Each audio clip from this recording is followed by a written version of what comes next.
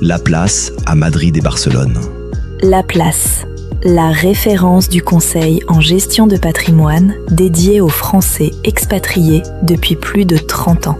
La Place Iberia, parrain du dossier spécial, s'installer à Madrid. Bienvenue dans 10 minutes, le podcast des Français dans le monde pour aider tous ceux qui se préparent ou qui vivent de près ou de loin la mobilité internationale. Je suis Gauthier Saïs, nous sommes dans le dossier spécial s'installer à Madrid et on parle de l'importance du réseau avec notre partenaire, le réseau Mazet et Julie Droulers, mon invité du jour. 10 minutes. 10 minutes. Le podcast des Français dans le monde. Julie Droulers. Alors là, si on a bien un nom qui vient des Hauts-de-France, c'est Droulers, pour être exactement. Précis. Une ch'ti comme toi. Une ch'ti de Fretin. Une ch'ti de Fretin. Tu reviens de temps en temps quand il fait trop chaud à Madrid, profiter des températures clémentes des Hauts-de-France ? Non, je reviens plutôt l'hiver à Noël pour aller voir ma famille qui est encore dans les Hauts-de-France. Donc pas tout à fait pour partir du froid madrilène, parce qu'il fait très froid à Madrid, faut pas croire, il fait très chaud l'été, mais il fait très froid à Madrid l'hiver. Donc, Cela dit, tu es né sur des patins à roulettes, vu qu'on va se promener dans ta vie, et tu as pas mal bougé, avec des études à Paris, ensuite une vie au Mexique, en France, aux USA, en France, et à Madrid, où tu es installé depuis 11 ans. C'est quoi cette appétence pour l'international ? Comment ça t'est venu ? C'est arrivé assez tôt, en fait. Juste après mes études, j'ai été faire un stage de fin d'études à Dublin et je me suis dit qu'il y avait un côté vraiment intéressant à vivre et à travailler à l'étranger, découvrir des nouvelles cultures. Et en fait, j'ai un peu poussé mon mari à venir avec moi et à s'embarquer dans l'aventure. Donc, on a commencé au Mexique. Lui, il était en VIE et moi, j'ai trouvé un contrat local et ensuite, on n'a pas arrêté. On s'est toujours dit, c'est le premier des deux qui trouve. Bon, c'est toujours lui qui a trouvé, mais c'est pas grave. J'ai suivi avec grand plaisir. Et alors, tu as quel souvenir de ces expatriations ? À chaque fois, les rencontres que tu peux faire dans le pays, et puis surtout des vies très différentes. Que ce soit à Madrid, c'est près de la France, mais finalement, on a aussi des cultures qui sont assez différentes. Ou quand tu es évidemment plus loin, New York ou le Mexique, c'est aussi des modes de vie très différents. Mais à chaque fois, les rencontres, la richesse des rencontres.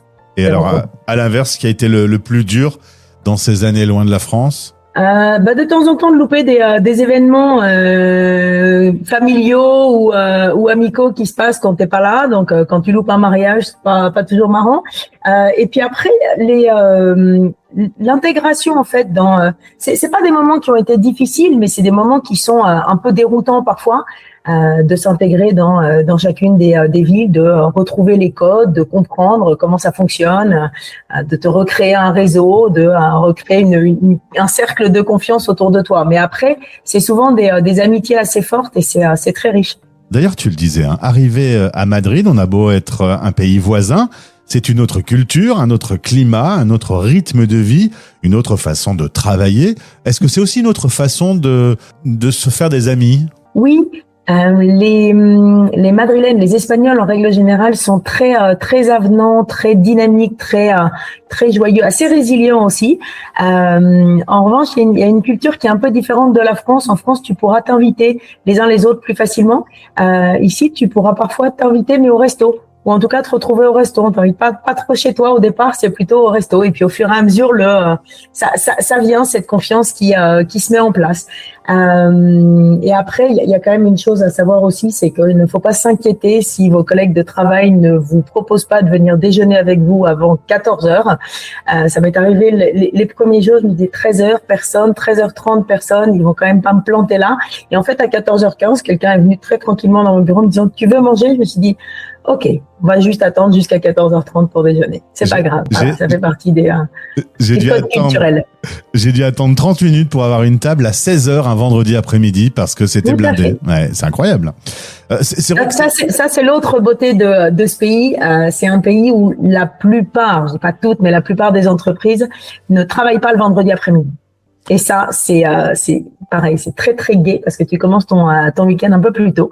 Donc ça bosse beaucoup tout le reste de la semaine, mais le vendredi après-midi, souvent on bosse pas. Dans le dossier spécial S'installer à Madrid, on a abordé un certain nombre de sujets, dont celui du travail. Trouver du boulot, il y en a, hein, la ville est dynamique aujourd'hui, mais on m'a aussi souvent parlé de l'importance du réseau. Tu vois un peu où je veux en venir. Est-ce que plus qu'ailleurs encore, un réseau, s'entraider, se partager les bons plans, se filer des adresses, c'est important à Madrid? Oui, les Espagnols sont très réseau et donc un réseau francophone en Espagne a aussi toute sa place. Mais c'est vrai que les Espagnols, notamment pour rechercher du travail, ça passe énormément par le réseau, plus qu'en France. Même les cabinets d'outplacement le disent. Le réseau, c'est 75% des postes qui se trouvent par le réseau.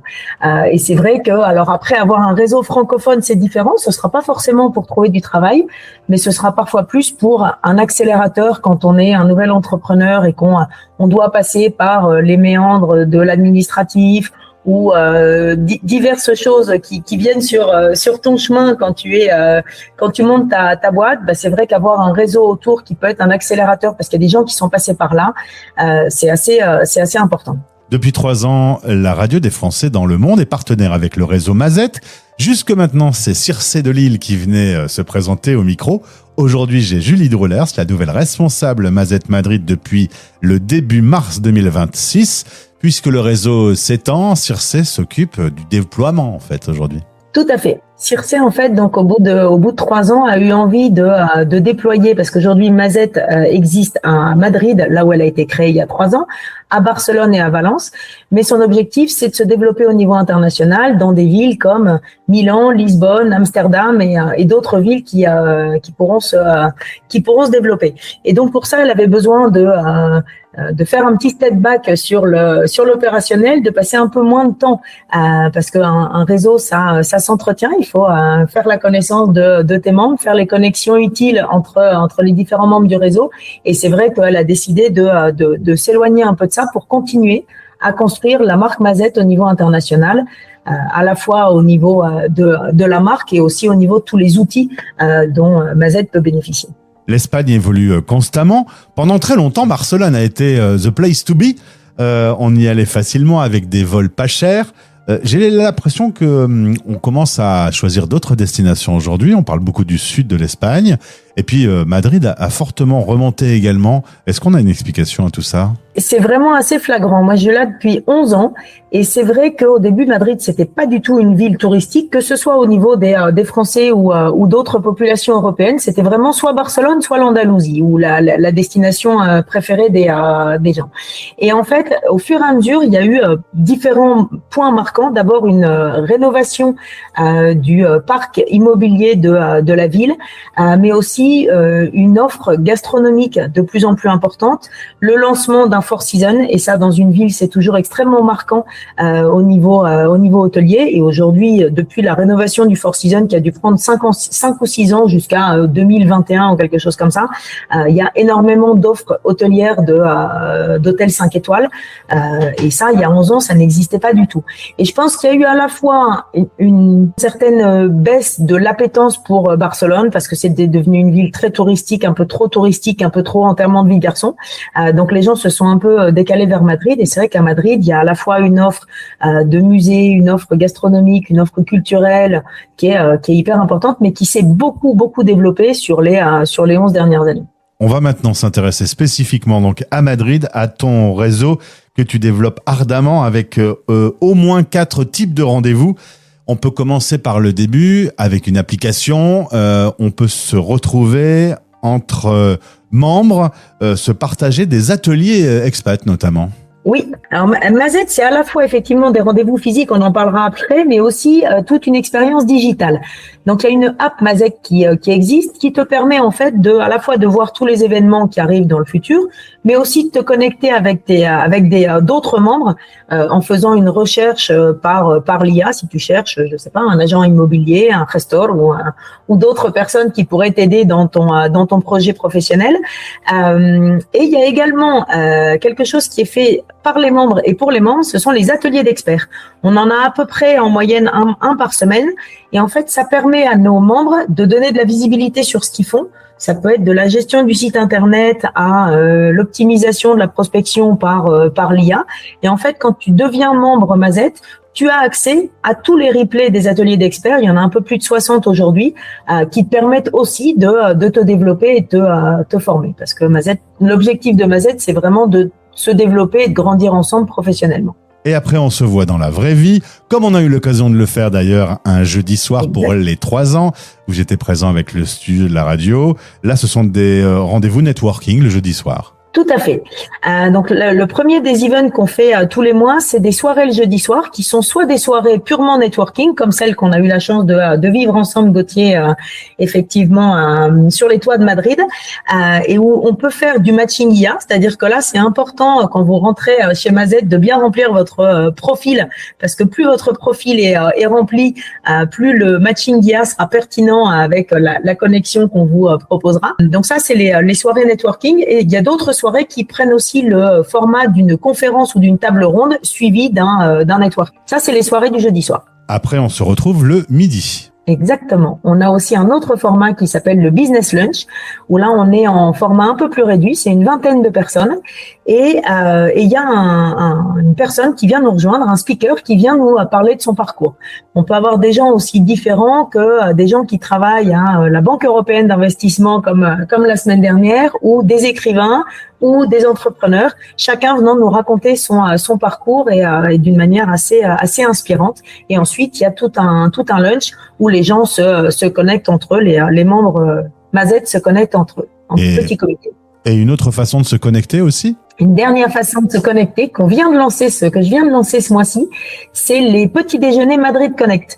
Donc là, on se retrouve le matin, histoire de commencer la journée en se boostant. Format encore plus réduit, une douzaine de personnes, et chacun vient avec son intention, c'est-à-dire sa victoire, son défi du moment, son challenge. Et l'idée, c'est que la force du collectif nous permette de ressortir boosté avec, pourquoi pas, des solutions à nos challenges du moment. Alors, si vous arrivez dans cette ville, l'importance du réseau, on l'a dit. Connectez-vous donc sur réseau-mazet.com. Le budget est de 300 € par an. Il faut le dire au passage. On a donc l'accès à cette app.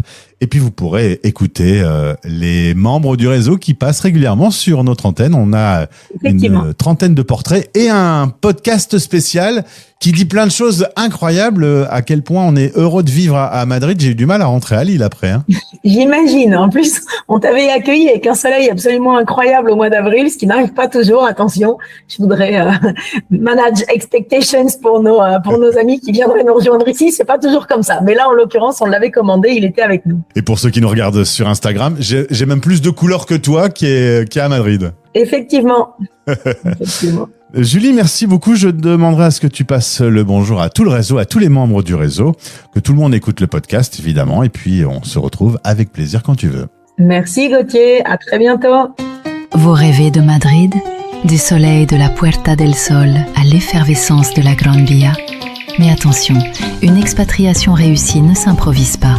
Pour tout savoir avant de poser vos valises, Français dans le monde, le média de la mobilité internationale vous propose son dossier spécial « S'installer à Madrid ». Logement, administratif, éducation ou marché du travail, nos experts décryptent pour vous toutes les subtilités de la vie madrilène. Évitez les pièges, comprenez les codes locaux et lancez votre nouvelle vie en toute sérénité. Que vous soyez solo, en famille ou entrepreneur, l'essentiel de Madrid est à portée de clic. Retrouvez tous nos podcasts experts sur ftlm.fr ou sur votre application mobile. Français dans le monde. Comprendre, s'informer, réussir son expatriation. Monentreprise.es. Bien plus qu'un comptable, un partenaire qui anticipe vos besoins avant même que vous en ayez conscience. Monentreprise.es, parrain du dossier spécial S'installer à Madrid.